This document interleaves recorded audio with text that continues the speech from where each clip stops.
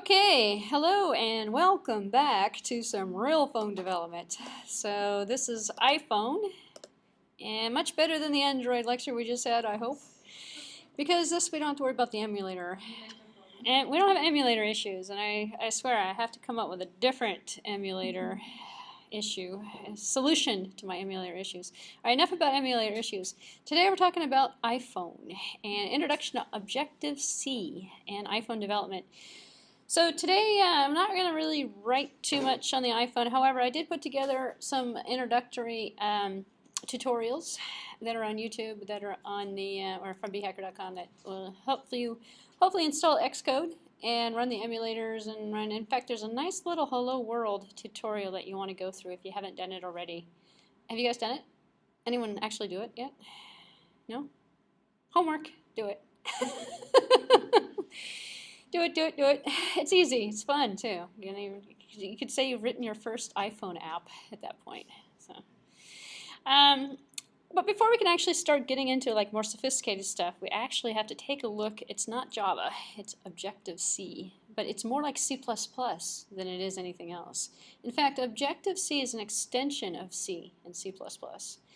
And the slide says it's actually implemented as an extension of the C language. I would say C++ if I were to edit the slide set, actually. I probably should. Because it's object-oriented C. It's not procedural C. So we're still working with the object concepts. Believe it or not, the same concepts apply. We have our public, private, protected kind of access methods. We have data members and member functions. And it's C++ with a new label on it. So if you are familiar with a C/C++/Java, real easy language to pick up. It's designed to give C a full functionality, capability of object-oriented programming. Alright, so if you take the notion that C++ was an extension of C and that Objective-C is an extension of C, and that C++ and Objective-C are pretty much on the same level, they pretty much are, actually. Okay, so it's object-oriented, and to do simple and straightforward tasks, that's more object-oriented than C++, actually. This is true object orientation, more similar to Smalltalk, if you've ever heard of that language. So in addition to C, are a few mostly based on Smalltalk, one of the first object-oriented programming languages that was around. So, why Objective-C? It incorporates C. You get the full benefits of C with working within Objective-C. You can actually write C programs, and you can use GCC, as we're going to see today. Actually, I'm going to write some command line programs for you.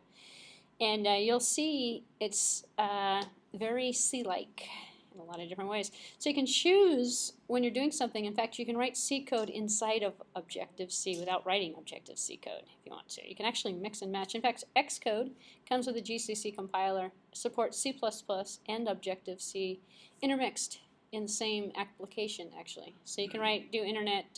You can do Apple development. Everything for the Apple platform is done in this language. So one of many different languages, this is one of them that you can choose. So you can choose when you're doing something that's object-oriented, define a new class, for example. When you stick a procedural program technique, you can define a structure. You can use structures in here and some functions inside of a class instead of a method, or instead of using a class. So everything you learned in C will not go to waste at all. And Objective-C is a simple language. Syntax is small and ambiguous, easy to learn. And mostly dynamic for object-oriented languages such based on C. So most decisions are made at runtime. So a little bit of insight into the object-oriented programming combines state and behavior, data operations on data, high-level input, and object. Essentially everything that we looked at if you've taken the object-oriented programming in C++ course that I taught here, or if you've taken any course in that. Think about all of the different concepts in terms of the object. Inheritance is also plays true as well. An object is a group of related functions and a data structure that serves those functions. Thus, the functions are known as object methods. We have methods and data members and member functions, and it's just true object orientation. Everything meets all of the basic patterns of Java actually as well. So, in terms of its object orientation. And Java actually is a very C-like language as well, if you think about it. It's just compiled a lot differently, and it runs a little bit differently. So, So we don't have structures though in Java. You can't create a struct in Java. You can't create a function outside of a class. You can only create methods in Java. So Objective-C actually allows you to do everything, all the rules that you can break in C++, you can break in Objective-C as well. And we have instance variables and class variables as well in terms of, well, we have that in Java as well, but we have the whole virtual concept of abstraction is also in there as well. So, all right, so a little bit more on the language. Objective-C language itself is fully compatible with ANSI standard C. And we'll see that today actually, because I'm going to run the GCC compiler and compile from command line, just as if we were to compile a regular C program. And the Objective-C can also be used as an extension of C++. You can use it with inside C++. Although C++ itself is object-oriented, there are many differences in the dynamic binding from Objective-C. Objective-C is completely dynamically bound and completely dynamically defined. C++ is static everything. So what do I really mean by that? In fact, one of the big differences between C++ and Objective-C is in a C++ world, we have to think about static and dynamic. And we basically work with memory and new and delete and pointers and stuff like that in terms of creating the dynamic activity. And Objective-C is the other way around. Everything is dynamic. So we can create static stuff, but mostly it's from the dynamic thinking. Which means that compile time, essentially, if you don't know the differences between dynamic and static compilation or, runtime, if it's compiled into the source and it's hard set before the actual program runs in the runtime, it's all static. If it's configured at runtime after the process has been created and the runtime environment's been loaded with the code, it's dynamic. So Objective-C is completely dynamic in nature. So let's get into the language. And then by the end of today, you'll go, it's just an extension on C, because it really is. So what we're looking at in terms of, if you're familiar, so some teachers actually don't teach this method, which is kind of ridiculous, but in a C++ class, you have a .c++ file and you have a .h file. And the .h file is the specification and the .c++ is the implementation. So the .h has got all the function header prototypes, and it defines the class. And then the C++ file, well, it does implement each one of the classes, each one of the methods. And it basically gives the implementation for that particular object that's being created. And then when you include files, you include the .h's, and you don't have to include all of the object code, and you end up with precompiled headers, because once the objects are created, they turn into .o files, and those .o files hang out in a library. And every time you use a header like iostream.h as an example, it links in the iostream.h object that gives you C in and C out and all that functionality. Same thing true for Objective-C. Same concept applies. It's a shame though, because some C++ teachers, they put everything all in one file. They don't break it out for some reason, which doesn't really give you true flexibility. It gives you one program called assignment number 1. Further down the road, if assignment number 1 had a date class in there along with a payroll class and an employee class, there's no way of finding that stuff. It's all under the assignment number 1 label. So if you are in the habit already of breaking stuff out, then you're 10 steps ahead, because all you have to do now is take the .c++ and turn it into .m. And the .h is still the .h. It's still the specification. Except in C++, they call it specification and implementation. In Objective-C, because now we're working with a true object-oriented language versus a makeshift object-oriented language, the .h is actually referred to as the interface. So it gives us the interface, the public interface to the class, which is really the same as we get in a C++ environment as well. In fact, some teachers actually call it the interface.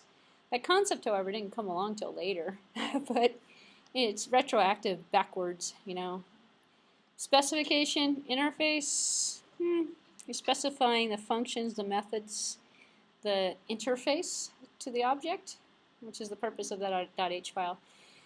And as an example here, main.m is main.c++ equivalent. It's the one holding the implementation.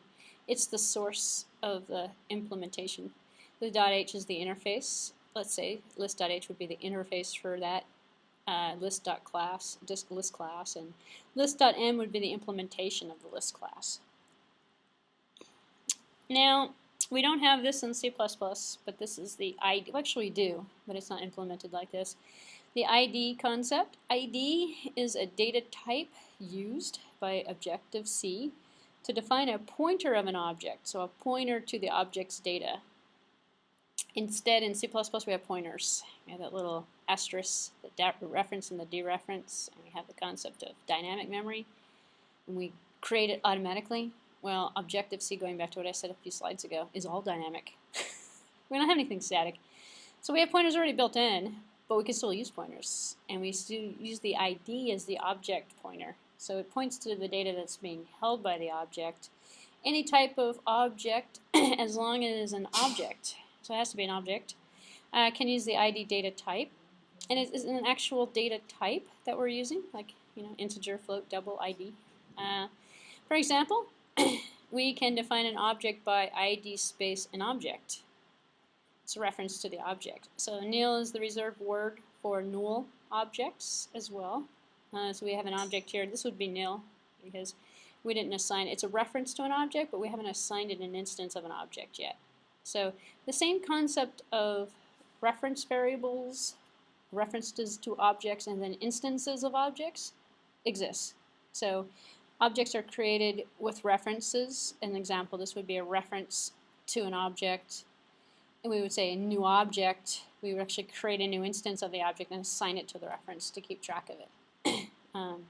If we were to put a dynamic, if we were to put a name on it. We also have what's called dynamic typing, and this is identical to the dynamic version of C++ if you go new this, new that, and you create new objects and it's dynamically bound. So the ID data type has no information about the object.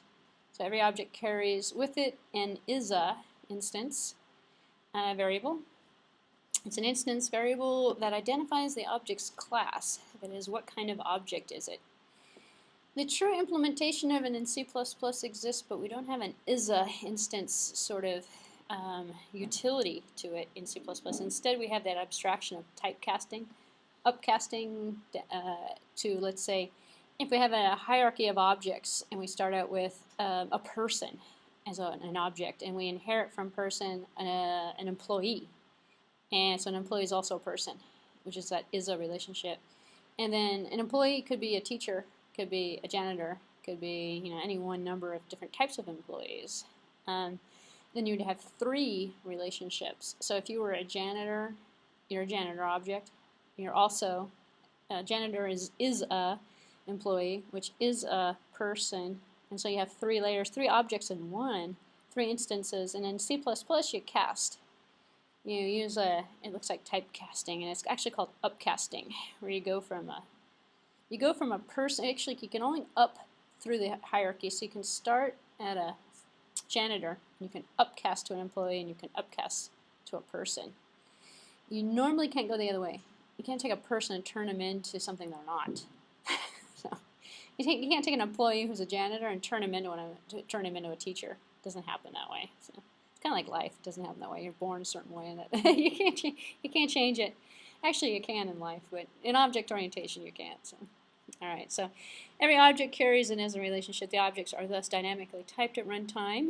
Whenever it needs to, the runtime system can find the exact class that an object belongs to just by asking the object what it is, and you can get back, I'm a this, I'm a that.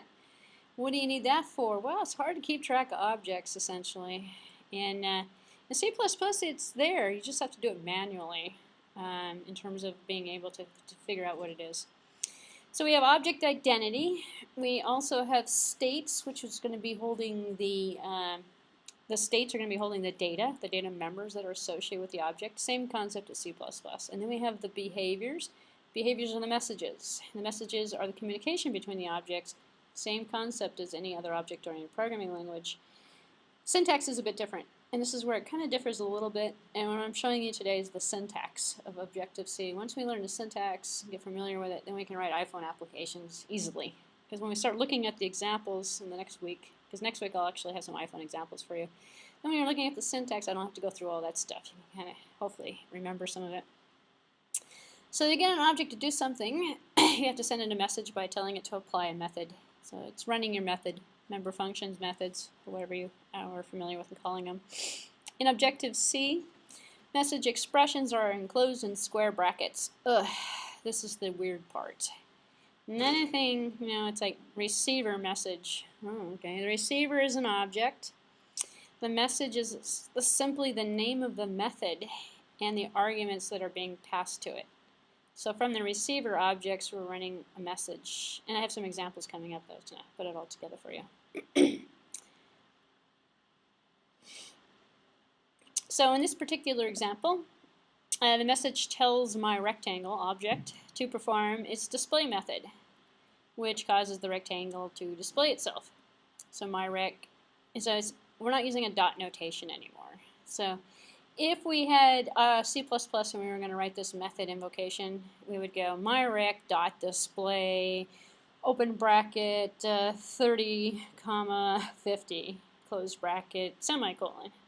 So the syntax is the same concept, but no dots. Instead of the dots, we've got brackets. But we still have semicolons at the end of the line. So slightly different syntax. Same concept, identical concept. So the method setOrigin, scope resolution operator, the two colons, one for each of its arguments. Not used as a scope resolution operator in this particular case. The arguments are inserted after the colons, breaking the name apart. So we can essentially say colon number 1 space colon number 2. So it's telling us that of setOrigin, we have two arguments that we're passing as parameters to this method call. This is the first one, this is the second one. We don't see it together like this. We see it separated. So if we have to, we leave the first one blank. We put the second one here, the first one's blank. We've just passed it the second argument. So polymorphism is supported in the language, obviously. It's a true object-oriented language. So each object has defined its own methods, but for different classes. Its own method, but for different classes, they can have the same method name, which it has a different meaning to it. So we can have multiple different methods with the same method name with different functionality and different meaning, which means different objects can perform differently to different types, to the same message, actually. So they have the same method name, but they can have different meanings. So two different objects can respond differently to the same message, depending upon the implementation of the method that's controlling the message. So together with dynamic binding, it permits you to write code that might apply to any number of different types or kinds of objects without having to choose at the time that you're writing the code what the object might be. As an example, there might be, going back to let me put this in I can't use employees for this, but let's use shape. So we have a base class called shape, and in there it has an area. And then we derive from shape a rectangle and a square and a triangle. And then the area of, or a circle. And so we can implement different, and we can still call it area. And we could call from the shape, if it's a triangle, the area, and it would run the triangle area versus the circle area versus the square area. And as we implement the different methods, we're keeping the same name, but we're changing the implementation details to match the identity of the particular shape that we're inheriting from it. And it's really polymorphic behavior when we tell the shape, give me your area. It's like, oh, well, it's going to be different depending upon whichever type. So the ability of the object, the WRF, to find the most appropriate method that's associated with its implementation. Same concept as C++, actually. In fact, it's done through overloading and overriding and virtual methods in C++.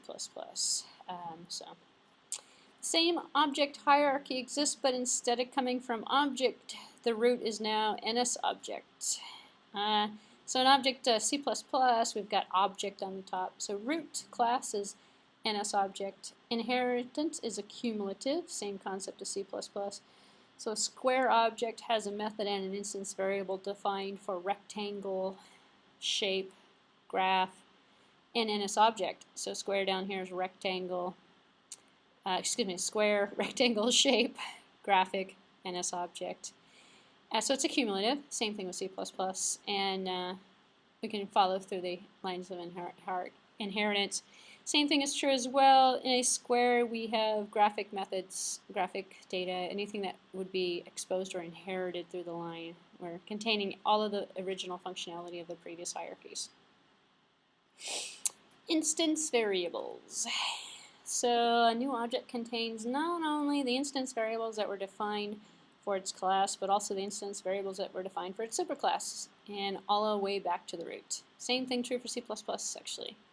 So if we keep adding variables, instance variables, to each one of the, and it only really applies towards instance variables. Class variables aren't really relevant in terms of the instance. It's the controlling of the class and not necessarily the instance. And it's working from an instance state in terms of this environment. But everything's inherited through the lines. And methods, an object that has access not only to the methods, but that were defined in this particular class, but those that were defined in all the other classes above it, the superclasses above it. So it inherits all as well as the methods. Method overloading also exists. It's the same concept that exists in C++ as well. So in terms of method overloading, or overriding, excuse me, you implement a new method with the same name as the one defined in the class farther up the hierarchy. The method overrides the original. Same true for C++. Instances of the new class will perform that method rather than the original method. So it's basically, I call it overriding, writing. I used to use the word writing is how I'm saying it, but it's really overriding. But really, what are you doing? You're overwriting. So overriding, same concept.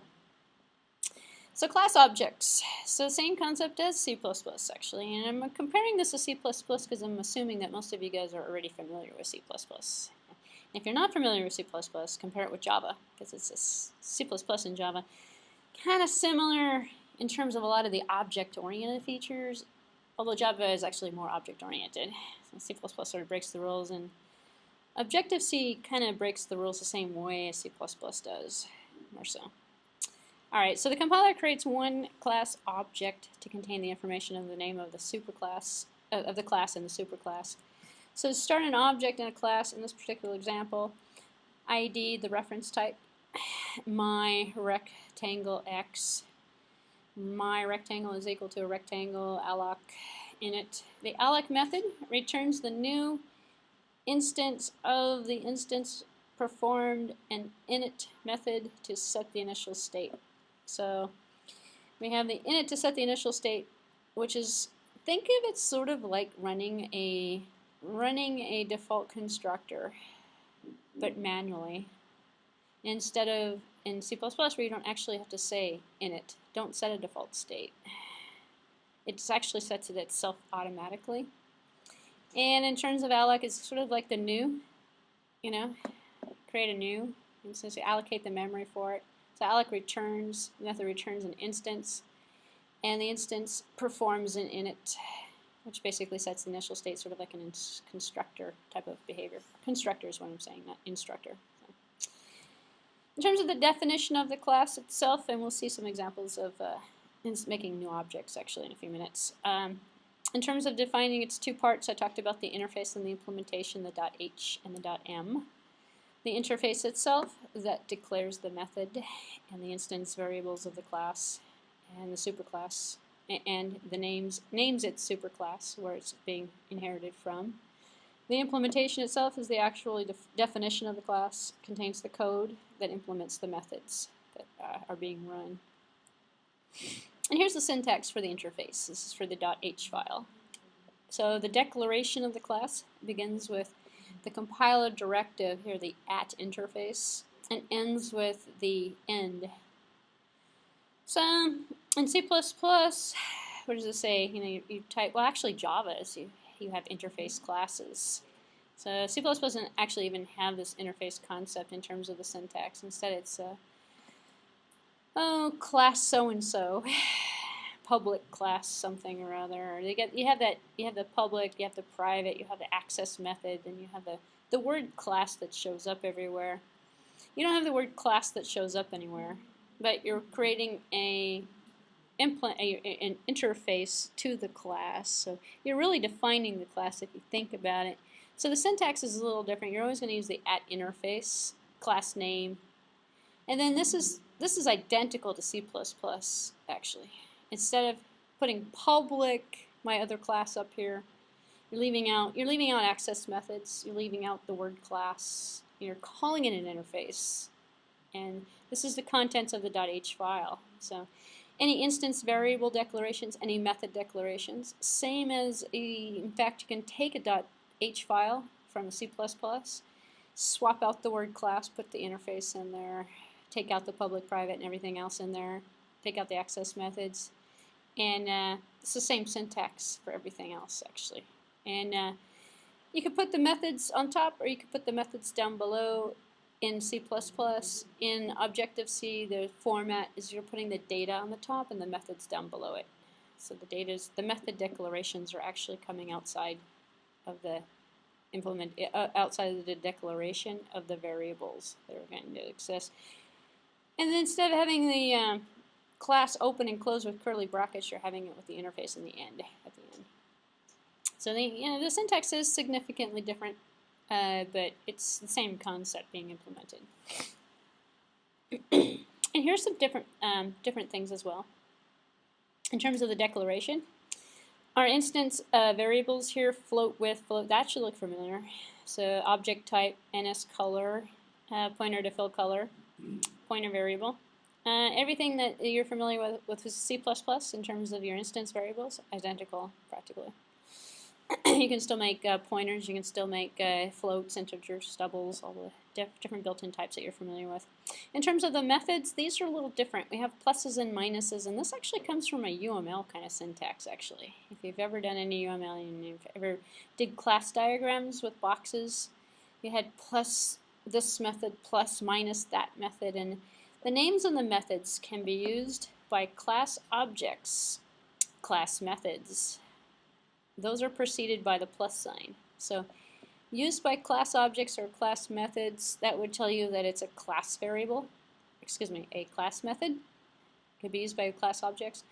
Or the minus, the method that instances of the classes can use. Instance methods are marked with a minus sign, which means they're instance, which is interesting. So we've got the class level and we have the instance variables, we have methods that are of the class level and of the instance level. Blah. It's like a tongue twister today. So.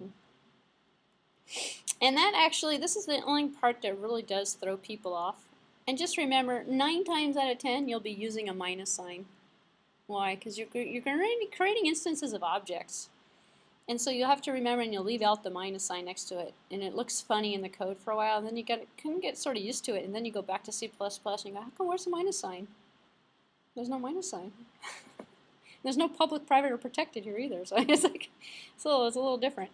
So, but yeah, 9 times out of 10, you're going to put a minus sign, and you'll just start putting minus signs in there until you're trying to get into the habit, and then you'll forget what it's even for. And because everything's an instance method if you think about it. But there are some situations where you want to create a class method. You want to run it by the class. So, declarations. Let's go back to that one as a side note here. Importing the interface. Now we're kind of thinking about Java. Now it kind of looks like Java to me. So import instead of include.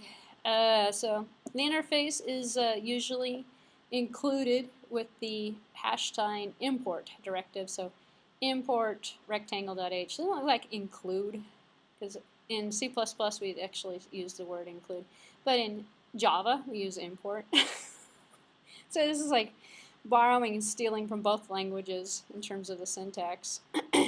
So to reflect the fact that the class definition builds on the definition of the interface classes, an interface file begins by importing the interfaces for which it is superclass of. Well, it's the same concept actually as C++ includes. So if we were to build the concept of the rectangle inside the implementation, we would import rectangle.h so that we can have that interface to that object code that's actually created for us. And it's done the same way. It's to create the interface. So referring to other classes, we can do that as well. So if the interface mentions classes not in this hierarchy, but in other hierarchies, it must declare them with this @class directive. So we have an @class rectangle, comma circle, which means it's referring to a rectangle and a circle that's not in this hierarchy, it's in a different hierarchy. It's in there somewhere, but it's not of this generation in terms of the inheritance line. Which is interesting because we do have that capability. In Java, we would have a package. We would use a package concept with that. So, in C++, we would include it, actually. We don't have packages in C++. But we do have project scope, which is interesting, which is not accounted for. Well, let's take a look at the implementation. And we're going to implement some functionality here. So what are we going to implement? We are going to implement a class name.h, which is the interface that we're importing. And the implementation here, so now we have the data members. So this is like, if you were to say class, my class, this is what this is really doing. This is the implementation instead of the interface. So we use the word implementation, at implementation, and at interface, if it depends on whether we're defining it or implementing it. The method declarations themselves, the definitions, excuse me, themselves, and then at the end, to end the definitions. Minus sign says it's an instance method, and it's going to be called make identical twin. We have an opening and closing bracket, same syntax as you might before, and this is actually going to look very similar as well, because we've got, if not a twin, then make a twin, essentially. The twin is going to be equal to a sibling new, make a new sibling, essentially, alloc, to create that instance and initialize it. Twin, this is like the dot gender, but it, again, follows the same syntax because this is dynamic. It's using that arrow instead of the dot notation. So it's the same meaning actually in C++. The gender, make it equal to the gender, the appearance, make it equal to the appearance, and then return the twin, essentially. So the method call itself is interesting to observe in terms of its changing. It's pretty much similar in terms of its implementation. That would be the, in a C++ environment, is what I was trying to compare it to. In terms of an example, here we have the interface worker that's inherited from NS object, which is, this is the higher superclass, this is the subclass. Character name, it's a pointer name. And then we have private, protected, and public. Look at that. We still have it. Except for instead of going private, colon, protected, colon, public, colon, take away the colon and use an at symbol for everything. So a lot of the syntax is in the form of at. So at private, well, private, the two variables that we're going to have are integer age and evaluation. And then the protected, and it's actually done the same. The access methods actually mean the same thing as they do in C++, which is good. It's consistent. Protected ID job, float wage, public ID boss. So. And you see the ID is in the object reference. So we have that. It's a data type, so you have to get used to that object reference data type as well. It's a generic object reference type. In C++, we actually have it. It's object, or it's this. Actually, it's this super object. You can call it object. You can actually cast an object, and it's an object data type. It's a generic object, essentially. And then we have a method that is an instance method because it has the minus sign here. It's promote to a new position. That's where it's coming from, implementation-wise. ID old is equal to job. ID is a new position. Return old. So the same return concept is there as well. The parameter list is different, obviously. The parameter says it's going to take on a new position here. So, in fact, this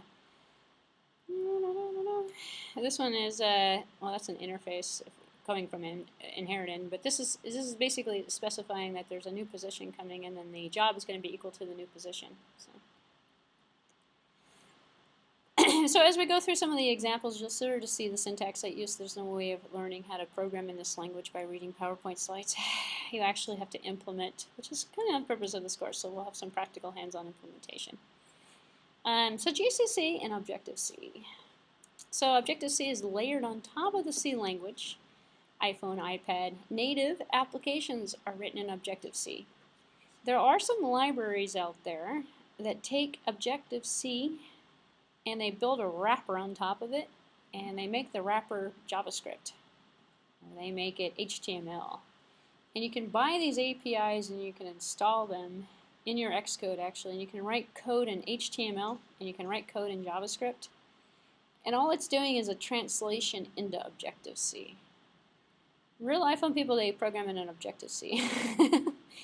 Because what ends up happening is it's like the same way you have any sort of translation, the app that you create is going to run slower. If you go from HTML to Objective-C, the translation isn't going to be as feature-rich, and the translation will probably end up, well, it has to be translated when it gets compiled. However, it's kind of like going from C to assembly. If assembly was a nicer language to work with, everyone would do that, but it's not a nicer language, so they program in C instead. But all that C code that you're writing is actually gets translated into assembly language, and the assembly language gets translated into machine code, and the machine code gets translated along with the runtime environment for your executable file and your target machine. Same kind of concept. It depends on how many hierarchies you want to go through. A lot of the application generators, though, however, add overhead, and so the apps actually end up running a little bit slower. It's not a direct translation. It's like a API on top of it, which is kind of weird. So you want to get familiar with Objective-C only because it makes your life a lot easier, and it's true native. So it's also the Apple Dev Kit for Objective-C is called Coca. Is that how you say that? Coca? Cocoa? Cocoa? I don't know. Cocoa. You know, I say that I go cocoa, like, you know, cocoa, like you drink. So if you've ever seen that. I never really pronounce it correctly, but if you see the cocoa, it's the well, you learn how to do iPhone, iPad development with Xcode, and you can write Mac OS X applications. It's all done with the same language. It's all done in Objective-C. So it can be written on any computer that has a GCC plus GNU setup plugin, which means you can actually program on a Windows machine if you want to. You don't actually have to use a MacBook for it. Unfortunately, however, it's harder to test it. Because eventually you got to run the emulator for the iPhone, or you have to have an OS X system to run the application on. It's not going to run on your Windows, and if you put the emulator, you're going to load a virtual machine, and then you're going to load OS X on top of it, and then you're going to run it on your Windows machine, which is kind of backwards, actually. It's harder to do than just to go out and buy a cheap MacBook or something. And then when I say cheap, everyone goes, they're not cheap. That's the problem. A lot of people don't want to buy them because they're expensive. Older ones. Only problem with buying older ones, especially if you want to do iPhone development, is you want the last 2 operating systems. You can't go anything below Leopard right now. It's not supported anymore. Snow Leopard, it's Leopard. Lion is definitely supported. In fact, the API just came out for it. But anything below Leopard, I did my little homework on it the other day, not available anymore. So it kind of sticks you between a rock and a hard place because you want to be able to test it. You don't want to spend a lot of money on a computer, but you can't buy an old computer because then you can't load Xcode on it. So it's just kind of like, it's not very, I don't know. So long story short, you're going to end up having to spend a little bit more money if you're developing in this environment because you need to get yourself a decent MacBook, a Leopard or a Snow Leopard. I believe I'm actually running Snow Leopard on my computer. I've upgraded it. This is actually an older MacBook, but it supports it.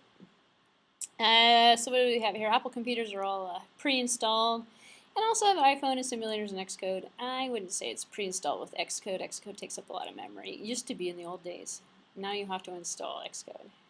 And be prepared to take a few minutes, take an hour or so to install Xcode, and then lose some disk space from it a little bit. But you'll like it. It's much better than the runs a lot faster and a lot smoother than the Android emulator in the Android environment.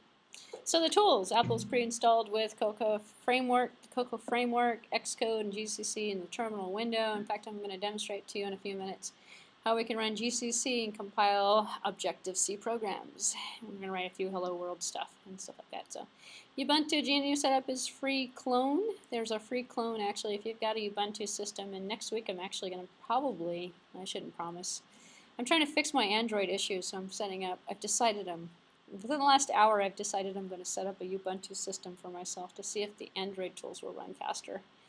And I may actually experiment running, because then I can do the Android and the iPhone off of the same computer, perhaps. We'll see.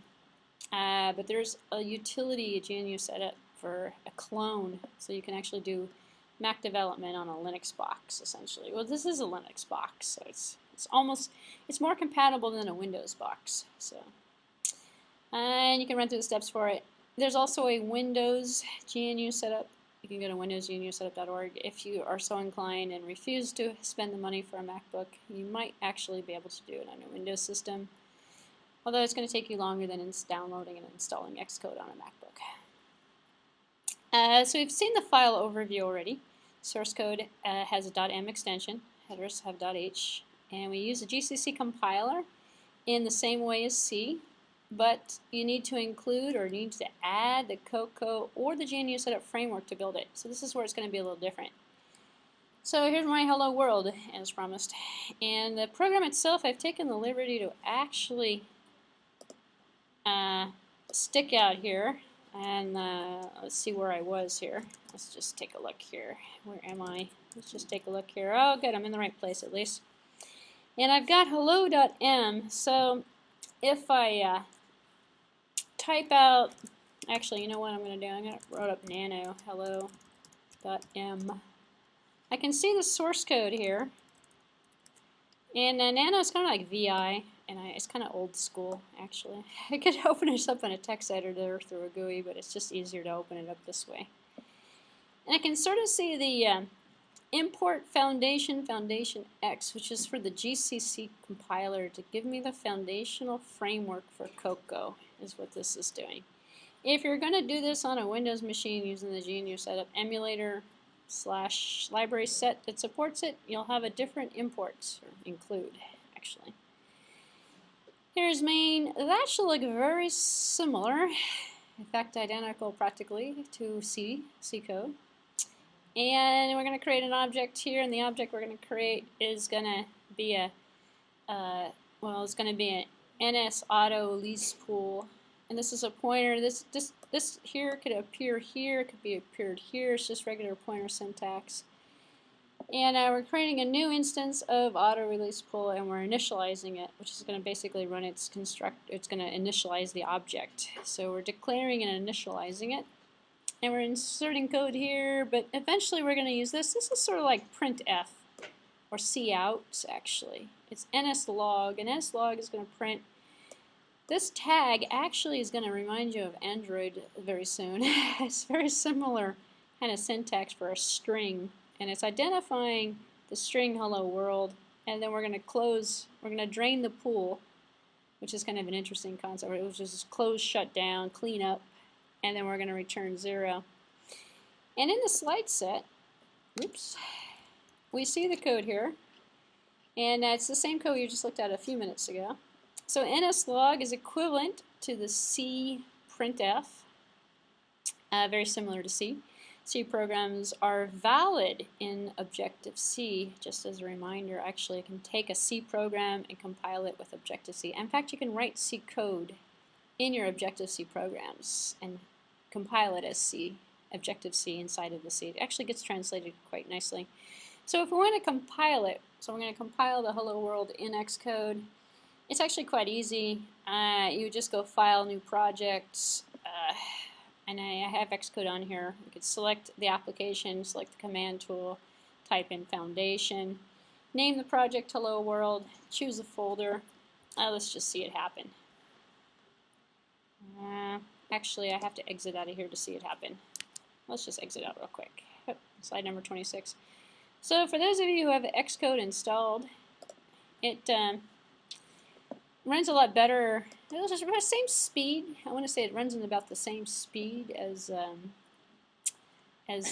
Eclipse does, and it's menu driven. So actually, I'm going to close this out here. Control X. There we go.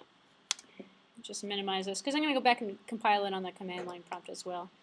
You can use the terminal window to compile, or you can bring this up in Xcode. Actually, if you bring it up in Xcode as the instructions are telling you to do, we would create a new Xcode project, and we would select the command line interface down here on the bottom where it would say application, because we're creating a console, command console. We're not creating a GUI hello world. And this is the command line tool, and this is the foundation framework, which is what we're actually importing into our application. So we're using this framework. So if we did that, I could go choose, and then I can say test program, save. And then I would end up with a project here that would have a .m file in here. And if I looked into the source, I would actually see, and here's our Hello World program actually. Let me make this a little bigger so you can see it. That is the source code I showed you in the slide that I have actually cut and pasted, and I put it into a .m file and I put it on the website. Excuse me, put it out in the terminal prompt because I want to show you how to do it on the command line as well. It seems like a lot of work to open up a project for a simple Hello World program like that, which is why I'm going to demonstrate to you the command line interface for it. But in order to run this program in Xcode, and this is sort of your tutorial on Xcode as well today, we would build and run. So if you clicked on build and run, and you are terribly disappointed because nothing happens. And so instead, you either have to open up the terminal command window, or you have to go down here where it says products and say, well, what is the product? Well, this is the executable file here. Actually, this is the object that was created. And if you double click on it, you see the terminal window open up, and you see Hello World being printed to the screen. But I had to get to that by double clicking on the products that were produced. What were the products? Was the compiled code. It's a command line interface code. So there is a way of getting it to show up in a window down here, but if it doesn't show up automatically depending upon your view, I've closed the window, but you can open up a terminal window inside of Xcode and actually have it automatically show up for you. But if you can't find it, it's important to note that it's under products. In fact, you can actually make sure it compiles if you see something under products, which is nothing more than the bin directory in the old days, where the binaries got stored. If you're from a Visual C++ or a Visual Studio person, it's like, or Visual Basics, always in that. So the breakdown of Xcode, if you're not familiar with it, you haven't seen it yet, it's actually kind of broken down into automatic documentation, which is kind of this test program.1, which is going to be the notes that are associated with it. You're not really going to touch that at all. Instead, what you're going to be familiar with is looking in terms of the source files, and the source files here is just going to be our basic, because we're just working with, we don't really have a class that we're building in here. Instead, we just have the .m, which would be normally our main.c++ that we'd normally get with a default program that we were creating. So let's see the command line interface to it as well, just to put the pieces together. So I'm not going to bring this back up. I'm just going to go like that with it. There we go. So what we did is I just basically demonstrated those steps to you. So I'm not going to read through the slide, but we built it, we debugged it, we saw the console that showed Hello World on it. Now we can write Hello M using a plain text editor if we wanted to, like I just showed you the nano editor a few minutes ago. And we can compile it using this command line tool right here, which should look very similar to your old GCC if you ever did this in the past. And so if I exit out here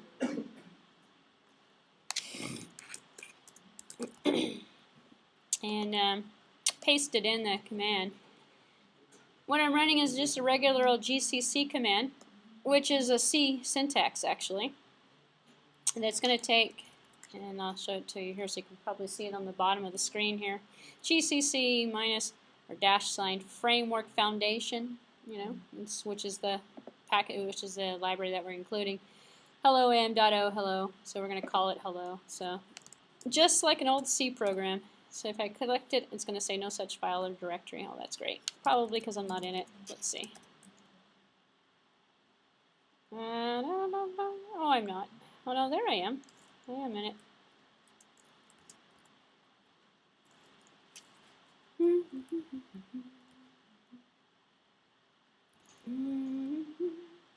Let me just specify the location. No such file. No such file or directory framework.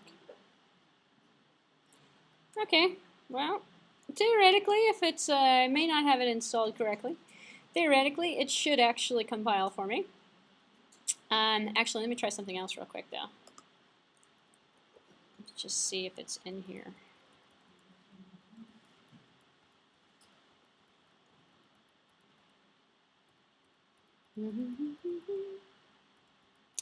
I ran it a couple of days ago.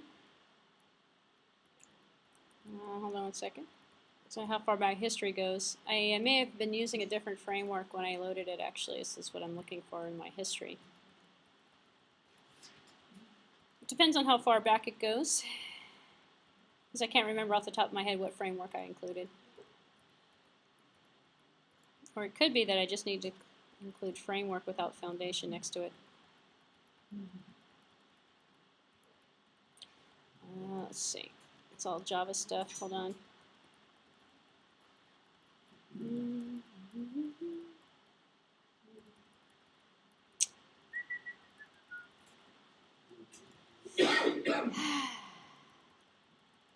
I'm going to give it a little bit more time, then I'm going to give up on it.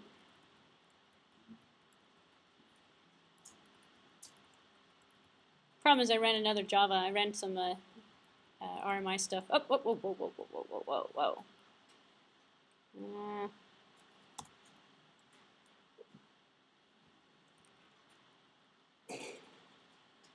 Hello.m, I thought I had it in here. I do.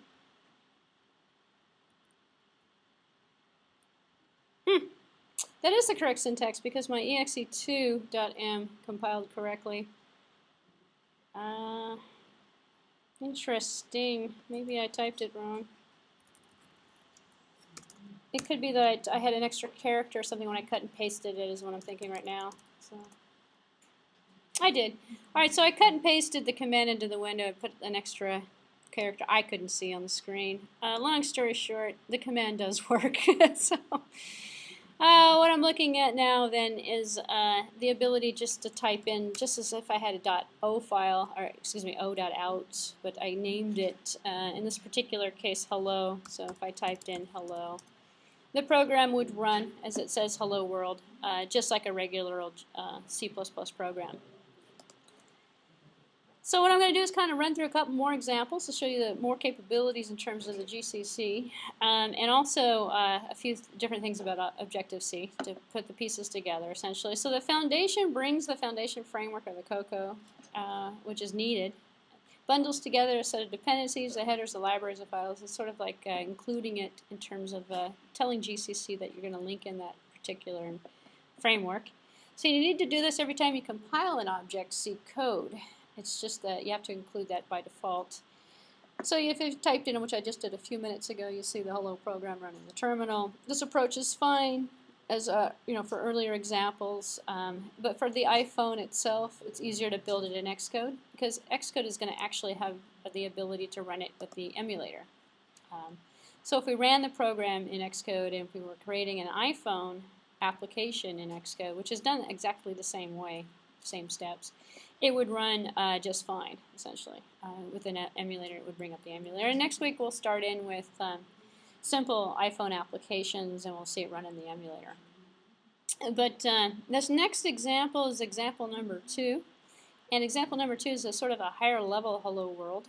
And I just actually compiled that a few minutes ago. And it's basically showing you an example of taking on command line arguments.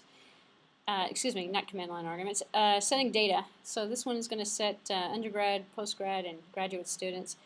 And instead of just working with a string, you can see we sort of still have the printf that's going to the screen here. But instead what we're doing is we're going to do a little calculation now featuring this many computer science students and that many other students in terms of the program functionality. And just to explain a few things that I skipped over actually accidentally a few minutes ago by going too far.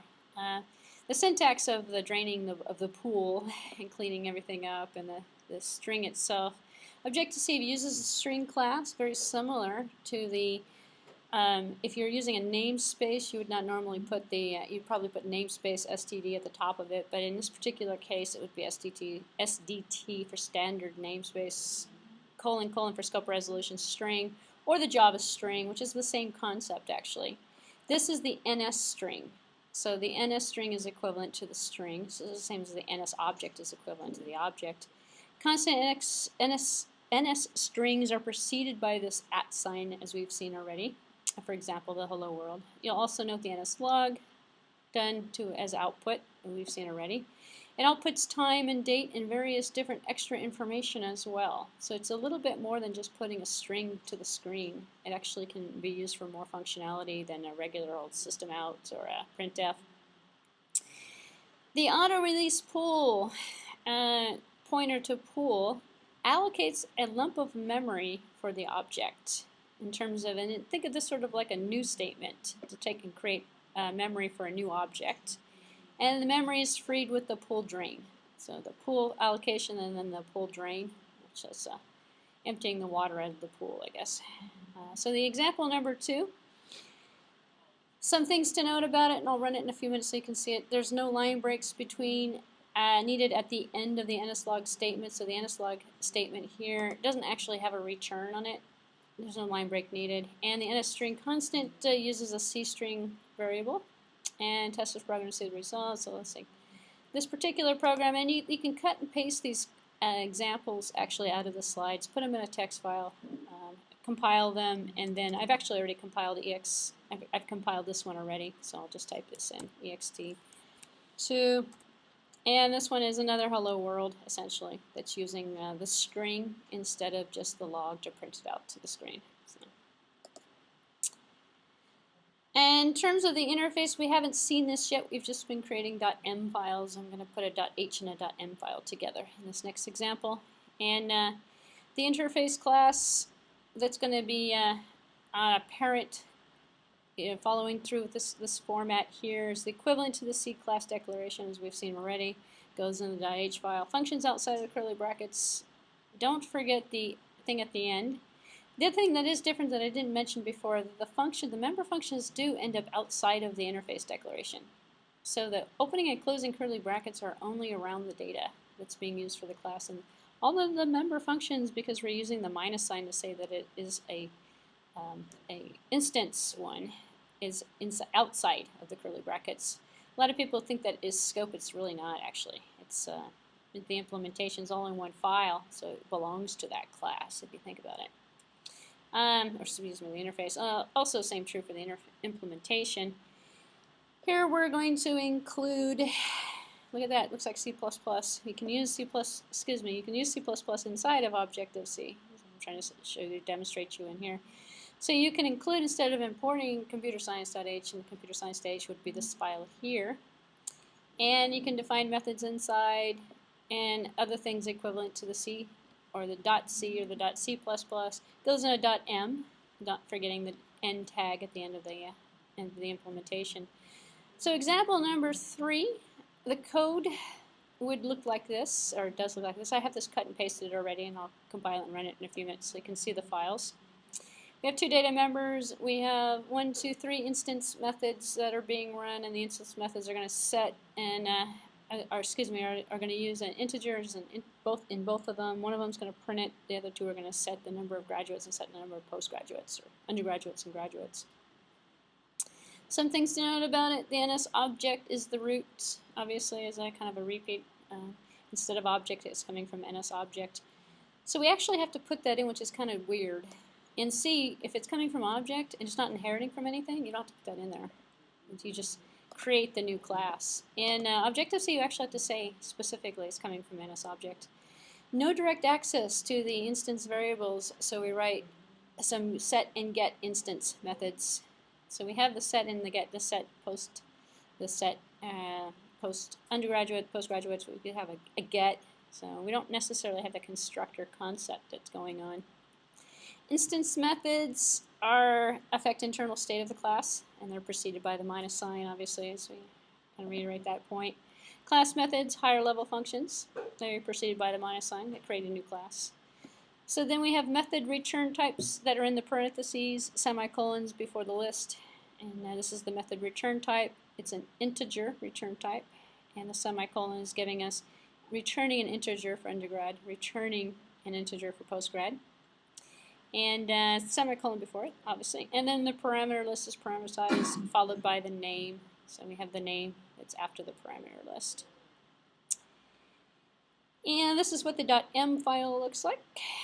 In terms of, this was the .h and this is the .m. And the .m is basically going to have our include. the .h file, obviously.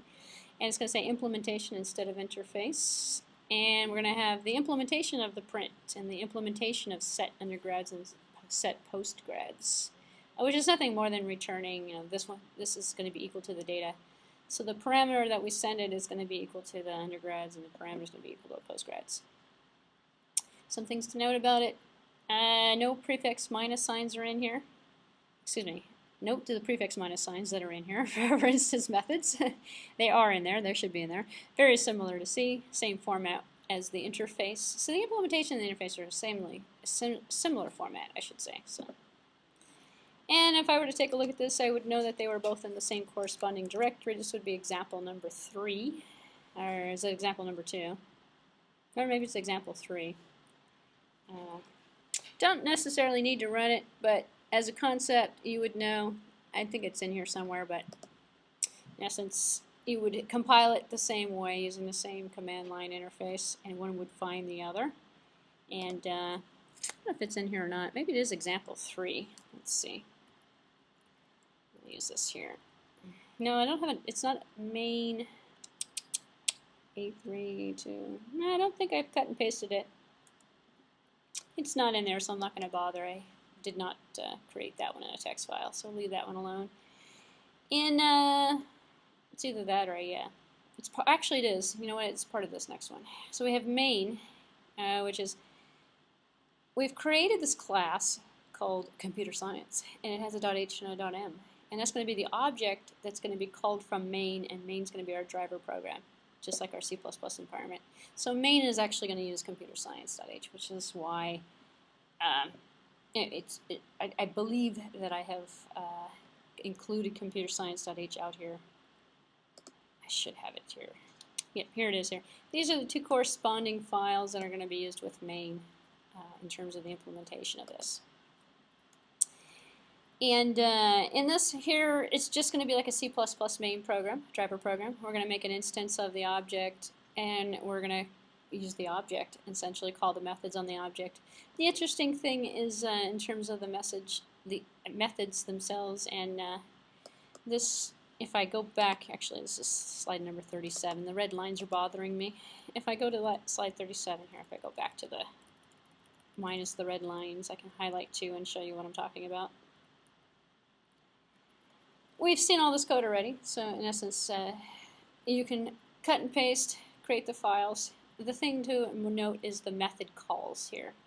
So we're making, in main, we're making an instance of the object that we created of computer science, and we're calling set grads, and we're passing it 2000, and it's from I2 computer science, which is the name of the object that we created, which was of type computer science, from the object that we created in a .m and .h file corresponding to it.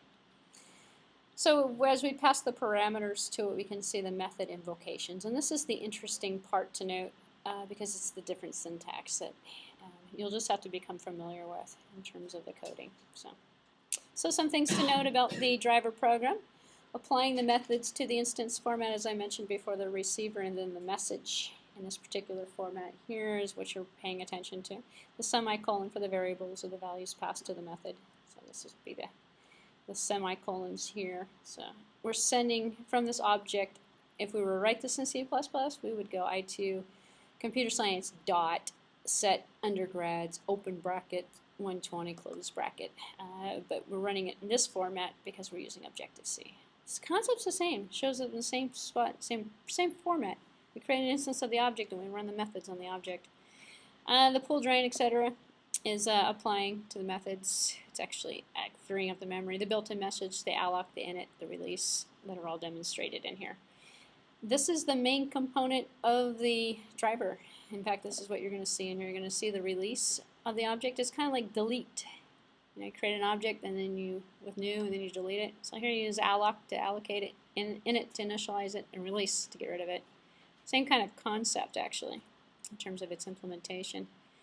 So alloc is the equivalent to the C++ new, but it also zeros all of the variables, which is kind of interesting. New doesn't do anything. New just goes out and allocates.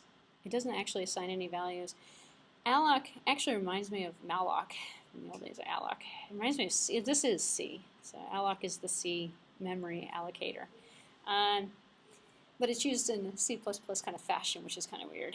That's why I say when you start looking at Objective-C, it's a combination of all these different languages. So if you can just think of it as a new, but it also does 0 creates, if it's an integer, it'll create a 0. If it's a string, it'll be an empty string, etc. and so forth. And it should be applied to an instance before you use it. Why they just didn't leave it alone? Why did they require the init? In retrospect, looking at the language, I'm sure there's cases in which you don't want to initialize it, because when you init, you actually allocate the memory. So perhaps it was to conserve resources, and maybe, I don't know, init something and then use it, and then, but init's kind of a required step in order for that instance to actually come to life. And these are often combined in shorthand. And here's the shorthand where we've got computer science, alloc, init. That's all part of computer science. And then this is the name of the object, ITU science, which is equal to. This would be new computer science in the old days, C++ days. So there's no garbage collection on the iPhone. So you should release all of the instance memory, which is why we have the pull drain and the release. So the release is going to do garbage collection. So just like C++, that does not have built-in garbage collection either. Same concept actually applies. So if we were to compile example number 3, which I'm not going to do for you, you can actually save that as an assignment for yourself. Once you get your Xcode installed, you create the project in Xcode, you delete the original main, you add all of the existing files from the slide set, compile, and you run it. So I don't believe I have to do this for you. I think you can probably do it on your own. So the next part of this slide is going to go through some basic data structures / things, and not everything about the language, but some things to note in terms of its syntax, in terms of the usage. Objective-C arrays are similar to C arrays, but you can initialize the whole array in the list, or just a few indices of the array. The rest are set to 0. Which actually C++ sort of does as well. There's ways of doing it if you follow it. Just set everything to 0. Just make it equal to 0. Opening and closing squiggly brackets, and the entire array is equal to 0. So it's kind of the same concept, but this does it automatically for you. So you can mix and match. So an example here will create an array of size 8, and so this will create size 8. So integer 3, we have 1, 2, 3. We can add it this way. We can do it this way. We can do it this way, and everything would be set to 0. So, and we're in this array 3 would equal to 11, 2 would equal to 1, 7 would be equal to 0. So we have some shorthand, some slightly different extensions, but it's pretty similar. We also have support for multi-dimensional arrays as well.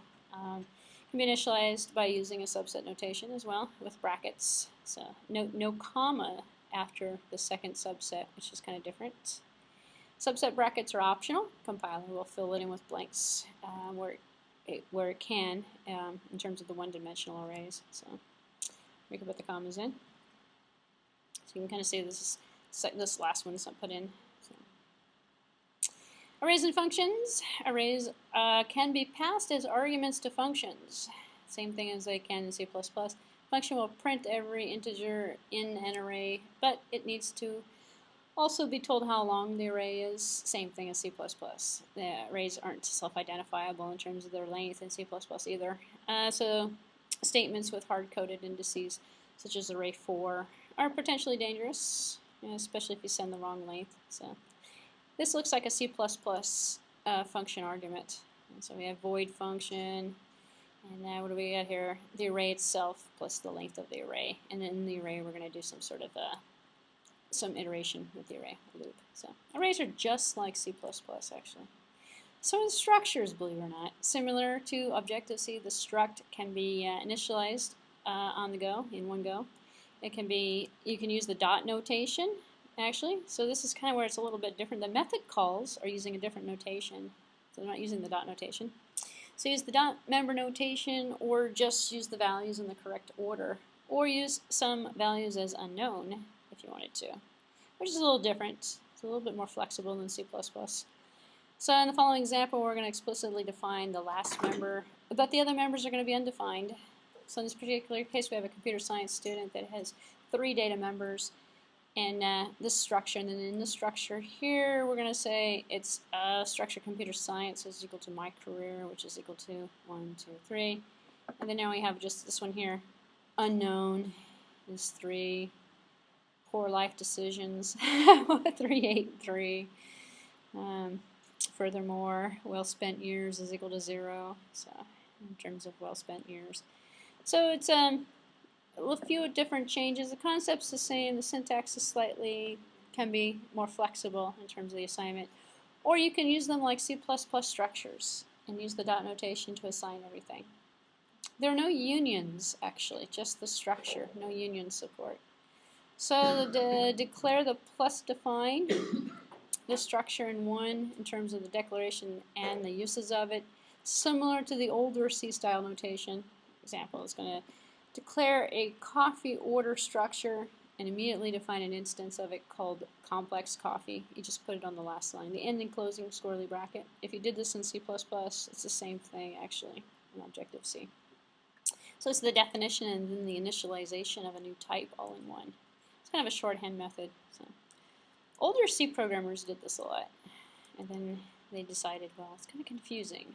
So then they decided to put all the structures in one H file, .h file, and include the file, and then make instances of those structures. A little bit easier to see. So fitting into limited memory, we have bit fields that we can use. So to work on devices, and this is the interesting thing, so Objective-C is actually customized for different types of programming environments. So we can take advantage of different types of data types that can serve memory. So we're only allocating what we need to use. So on a phone, we don't really normally have as much memory as we do on a computer. So to work on a device with memory limitations, manually define the byte size of variables. So using a structure, all of the members are packed together efficiently inside. So the next example is going to divide a 16-bit unsigned integer into 3 on and off bits, and a 10-bit number and a 3-bit number. Now there's a valid to use Boolean operations on single-bit variables as well. So we have unsigned integer, door alarm triggered, window alarm triggered. Basically the different sensors that would be tested for an alarm kind of situation. And then we can set lab dot, if we create a new instance of it and called it lab dot alarm code is equal to 1. So we can check and assign it essentially. But it's using unsigned as bits essentially. Bit integers. So to fit limited measure for the unions, as I mentioned, union data structures allow ambiguity. It's not exactly the same as the union, however, that's supported in C++. Useful for allowing one storage area to hold different variable types. It actually does, you can flip between, well actually I guess, in retrospect I guess it is the same as C++ because you can flip between different data types for different variables that are held inside of the unions. So I take that back, it is supported the same way. I was thinking about it a little bit differently a few minutes ago. But in terms of the implementation, it holds one variable at a time, just like the union in C++. Must be careful to ensure the retrieval type matches the last type stored. Might come in handy for storing a list of data that might have different types associated with it, but you don't want to take up all the memory. So you specify union instead, and you only allocate one of the variables. Next example gives a potential practical use of it, a series of recordings. So you just store it as data, and so the structure has a clear, it has a character to indicate the type of the data recorded in the data structure. So here we have a union, one of the following, it's going to be a letter, it's going to be a character, an integer, or a float. And then we're going to use either assign a character, an integer, or a float. So exactly the same as you would implement it in a C++ program. So, simulating the iOS apps relies heavily on Xcode IDE, obviously. iPhone, iPad simulation program is a free add-on to Xcode. Actually, it comes automatically now. Can you install Xcode without it? I think you can, actually. You can install Xcode without it, or you can install it and it comes with Xcode. I think in terms of the iOS. Actually, you can, because I have another computer that has Xcode, but it doesn't have the iPhone stuff on it. So you just need a Mac computer and developing iOS app for it, or running or testing the apps on the actual device is not free. I think it's like $100 a year or something like that. According to Slide, it says $100. I think it's still around $100. The Slide set's about a year old or so. Process for deploying, we're not going to get into this, but if you wanted to, you could sign up as a developer, like a real developer, pay a developer fee. Are you a developer? Oh, okay. So this is all boring for you. So same software comes with one bundle, less. So how long have you been a developer then?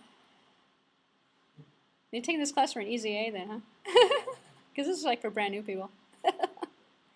So GUI designer, Apple organizer, all sorts of stuff that comes with it. Something to note. You can program for either the iPhone or the iPad on both the latest versions. Actually, did they ever have two different versions? I know they had the iPhone out first, and then they came out, and lo and behold, the iPad showed up. Yeah. And then for a while, there was no API for the iPad, and then they put it all into one. It's just like the Android. You can do Galaxy tabs. You can do I can't remember what the other one's called. All in the same API. Yeah. In fact, I have a Galaxy tab. I'm actually kind of interested in using the emulator for that.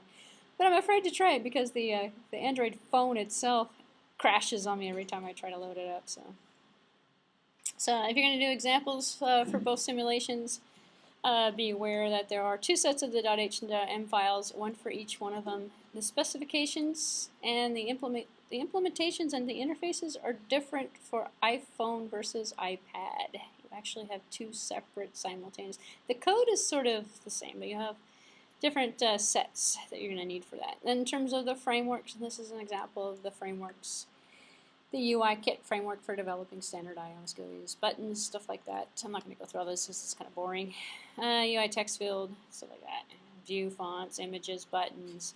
Tons of different little, they used to call them widgets, now they're called frameworks. So, widgets, frameworks.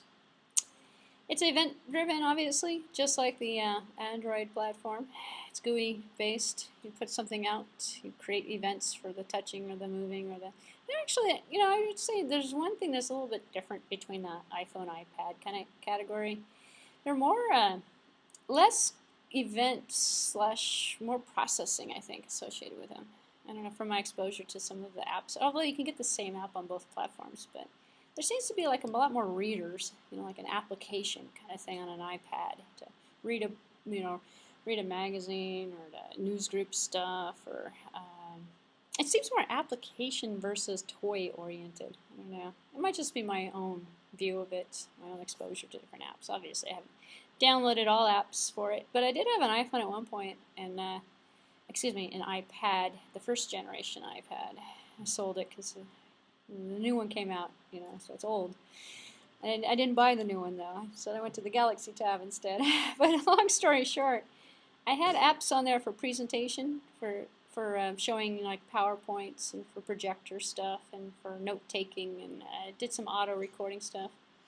I had yet to see anything for my Galaxy tab that even comes close to that, which is kind of weird. So maybe there is benefit to the purchasing of apps and the App Store and the quality of the apps that come out of iPhone and the iPad versus the open market on the Google end of it. I don't know. It might just be an observation. I'm sure there's decent apps on both, but I personally have discovered more value in the iPhone-related stuff, iPad-related stuff, I should say. Okay, back to the boring slide. The IB action, IB output, we'll see those triggering events, triggering mouse events, output events, capturing output from events that occur. We get the same thing on the Android, actually, looking at events. As the tags are not compiled, they don't affect the code, but they sit as an extra before the variables that the interface designer can see. So, starting a new Xcode project and an iOS project. I'm going to kind of save this until next week when we're going to run iPhone apps, and we're going to build projects next week. New project, we just select the type just the same as we selected DOS console application today for the Windows DOS-based program. Navigation-based, we have a navigation controller. And in fact, I'm not going to go back to, I don't know if it's still up there, but yeah, it is probably still open. Let's see.